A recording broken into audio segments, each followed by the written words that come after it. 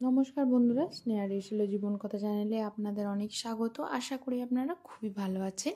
আজকে আমি আপনাদের গ্রিল ফিশ করে দেখাবো। এই জন্য দেখুন, মাছটিকে খুব ভালোভাবে ধুয়ে পরিষ্কার করে নিয়ে আমরা কয়েকটা কাট কিন্তু দিয়ে দিয়েছি। এরপর একটা পাত্রের মধ্যে 2 চামচ পরিমাণ আদা রসুনের পেস্ট, তার সাথে হাফ চামচ পরিমাণ হলুদ গুঁড়ো, 1 চামচ পরিমাণ লবণ নিয়েছি। লবণটা আপনারা যে যার পরিমাণ মতো বুঝে দেবেন। এরপর দিয়েছি 1 চামচ পরিমাণ ধনে গুঁড়ো, হাফ চামচ পরিমাণ জিরে গুঁড়ো, ঝালের জন্য 1 চামচ পরিমাণ লঙ্কা নিয়েছি, তার সাথে হাফ চামচ পরিমাণ পেপার পাউডার নিয়েছি, অর্থাৎ গোলমরিচ গুঁড়ো। আপনারা ঝালটা যে যার পরিমাণ মতো বুঝে দেবেন। আর হাফ চামচ পরিমাণ গরম মশলা নেওয়ার পর দিয়ে দিয়েছি আমরা এখানে একটা ছোট সাইজের লেবুর পুরোটা। এরপর কালার দিয়েছি আমরা কিছুটা, কালারটা অপশনাল, আপনারা চাইলে নাও দিতে পারেন।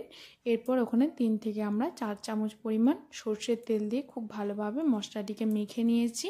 মেখে নিয়ে মাছটির গায়ে খুব ভালোভাবে মশলাটিকে দিয়ে দিয়েছি।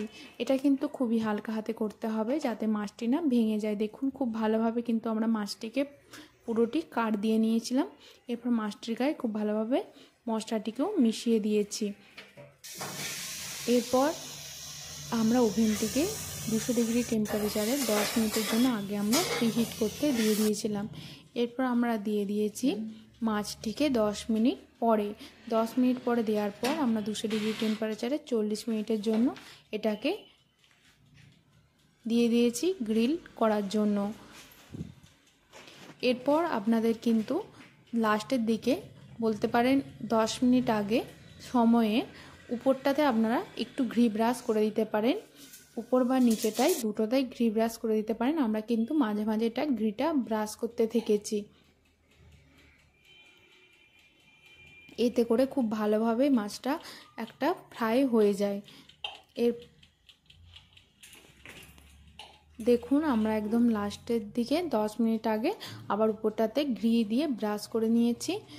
এরপর এটা 10 মিনিট এর জন্য ব্রেক করে রেখে দিয়েছি। তারপরে যখন মাছটা গ্রিল হয়ে গেছে তখন ঠান্ডা হয়ে যাওয়ার পর ওভেনটা নামিয়ে নিলেই এটা একদম রেডি। এভাবে করে দেখবেন, আশা করি খুবই ভালো লাগবে। ভালো লাগলে লাইক শেয়ার কমেন্ট সাবস্ক্রাইব করে স্নেহা রেশিলো জীবন কথা চ্যানেলের পাশে থাকবেন।